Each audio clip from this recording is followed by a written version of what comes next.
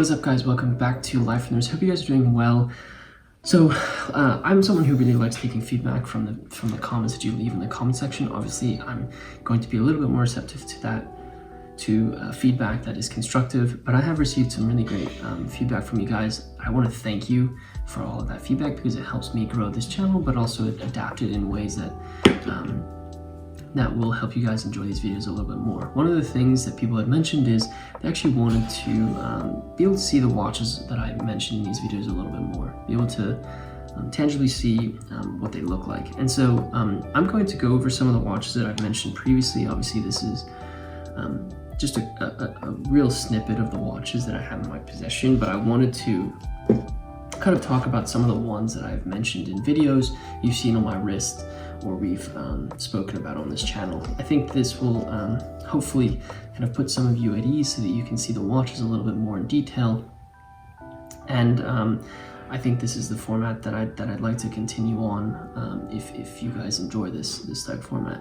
I have been able to kind of switch angles on some of my other latest videos, and I think that's what I'm going to do. So essentially, I'm going to show you some of the watches that I have in front of me that have been mentioned on this channel and give you guys just recap on these watches and so that you can see them at a little bit of a better angle. So without kind of wasting any more time, I'll switch perspectives here so you can see a top-down view of these watches. All right, cool. So if you hadn't noticed, I wasn't wearing a watch. I'm wearing my Apple Watch, obviously, on my right wrist. But these are some of the watches that I have spoken about on this channel. I'm going to go through each of them and just give you a little recap on them. But I think it would be bad if I didn't mention my Memosail. This is a watch that you see on my wrist quite frequently. This is a Memosail Yacht Timer, and this watch was manufactured in the 70s, and it was to compete with some of the other yacht timers that were being manufactured. And essentially this was actually my first vintage watch purchase, and as you can see that it's not in perfect condition. I am someone who I think I really truly love vintage watches. It's something that I have a passion for, and I like to see a little bit of age on the watches, not so much where it looks like it's just completely destroyed, but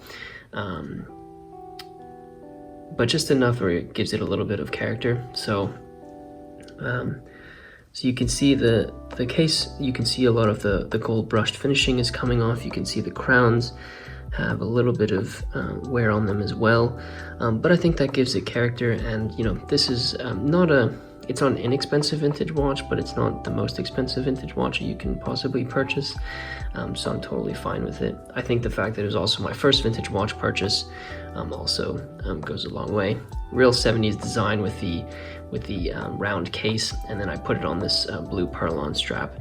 And essentially what happens is when you start the chronograph, you can see that the orange hand is running, and that allows for the yacht timer the yacht racer to know when 10 minutes elapses. So you can see the chronograph hand running, and when it passes 30 seconds and 60 seconds at the top, you'll see this inner disc turn. So I'll let you see one of the turns that happens here, coming up at 30 seconds. As you can see, the disc is turning, and then it tells the yacht racer that 30 seconds has elapsed. So like I said, this is my first vintage watch. I mentioned this a lot. I really fell in love with blue dials when I initially got into watches, and this is kind of my answer to being able to enjoy this watch. So yeah, that's the Memosail. I'm glad you guys could see a little bit of a close-up on it. Yeah, the next watch I'll talk about is this watch here, which is a little bit different than a lot of the watches that we cover on Life on the Wrist. It's from BoBoBird, and this was actually a gift from one of my siblings to me, and it's a kind of a cool concept for a case. I actually really like the fact that it comes in something like this, but it's essentially a wooden watch. So this is the watch here. It's a relatively large watch. Here's some of the instruction manuals and that type of thing, but probably not something that I need to cover too in detail. I did do a whole video on these watches, so you can check them out. But this is the watch. So it's a watch made out of wood. It's a chronograph, which I think is kind of interesting, and it has a date function here. You can see it is, like I said, a little bit of a larger watch. Got the butterfly clasp, a little bit of a larger watch. Not the typical watch that I would be covering on this channel, but very, very sentimental to me because it was a gift from my siblings. Quartz movement, nothing too special about it, but like I said, a very, very sentimental piece to me, and I'll never get rid of this watch. So I did a whole video where I kind of spoke about the brand and this watch and what it meant to me. So you can probably find on my channel. Most likely it will be in the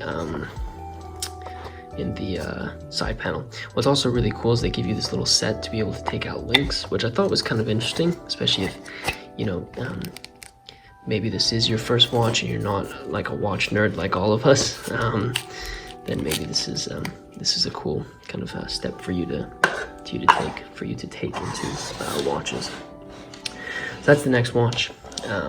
Then I think I'll go into this Seiko here. This was probably the most recent one that I spoke about. This is actually the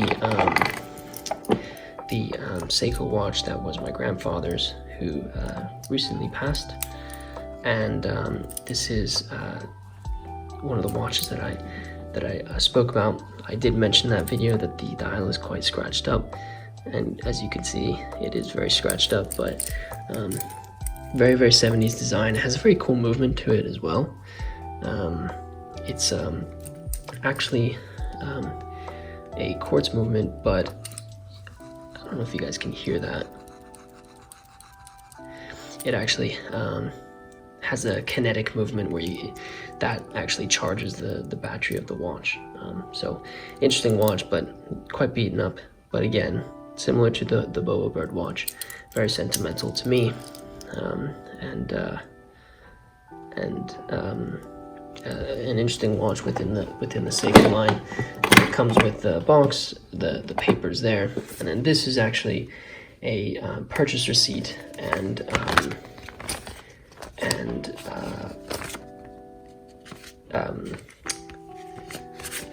wow, I can't believe I'm blanking. This is a purchase receipt as well as a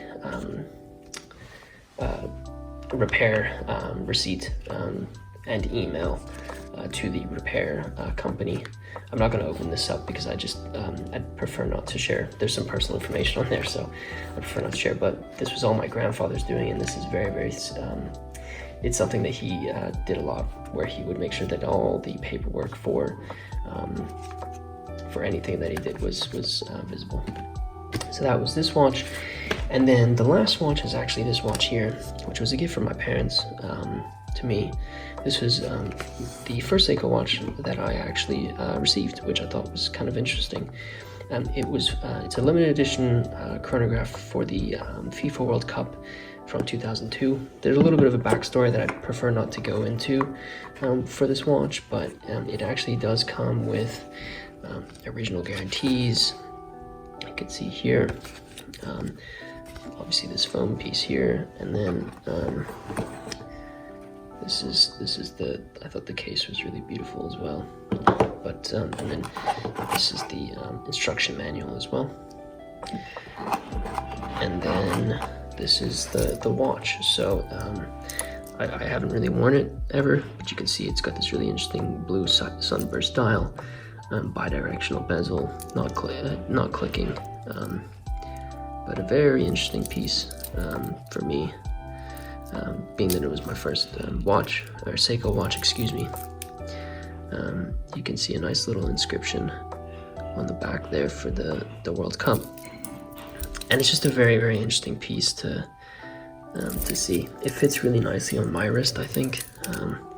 Size-wise, it's really beautiful, and it has that seconds hand that runs. And then if I start the chronograph at the top here, you can see that top sub dial is going for the tenths of a second. And yeah, that's kind of the watch in a nutshell. So like I said, it's significant also not only to me but to my parents. and it was my first Seiko watch ever. I've done a video on this, so you can check it out to kind of get the backstory on this watch as well. So yeah, those are some of the watches that that I've mentioned on this channel. I hope this was kind of helpful to give you guys a better view on these. I'll probably make some other videos where I go a little bit more in depth into some of these, because I think it's nice that you can see them in this view.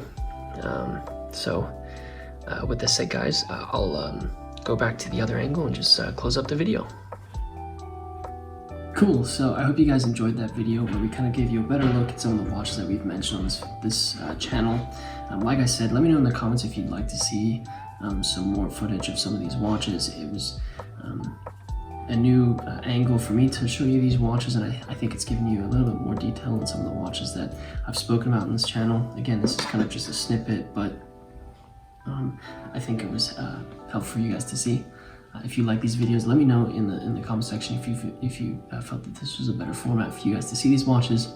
Also, like I said at the beginning of the video, be sure to hit that like button for us if you like these types of videos, as well as subscribe to the channel if you are new here.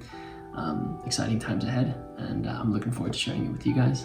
And with that said, guys, I hope you enjoyed this video, and until next time.